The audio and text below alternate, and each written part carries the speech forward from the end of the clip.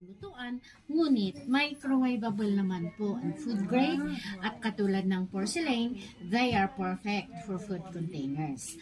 Ngayon, ang gawain namin dito, pinapakita namin ng paggawa with a demo fee of 300 pesos for your whole group. Okay yun?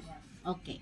So, ang unang-una kong gagawin, ise-center ko muna ang clay with the speed of the wheel and with the pressure from both of my hands. Ito po ang centering. Importante na ise-center natin siya para maganda ang kakalabsan ng ating gagawing pot. Pag hindi po kasi siya na center, we cannot shape it the way we want it. So first and foremost, kailangan natin siyang i-center. Pagka na-center naman po siya, ang unang-unang shape na gagawin natin ay cylinder. Cylinder at cylinder ang nauuna.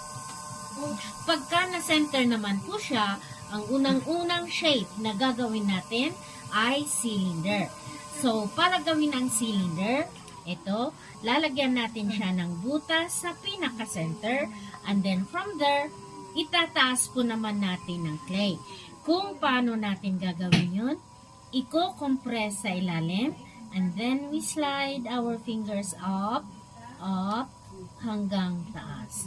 Ulitin natin para tumaas. Compress at the bottom. And then we slide our fingers up.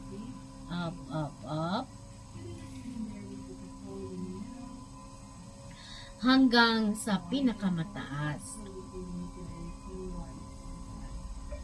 So, ito na po ang ating cylinder.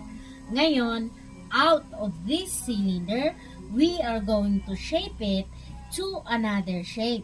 So, sa shaping naman, ang pressure, manggagaling muna from my inside hand. Itutulak natin palabas, habang tinutulak, tinataas siya dahan-dahan hanggang sa gitna. Dito naman po sa gitna, itulak natin paloob, dahan-dahang pataas, taas, at bago sa pinakamataas, tulak natin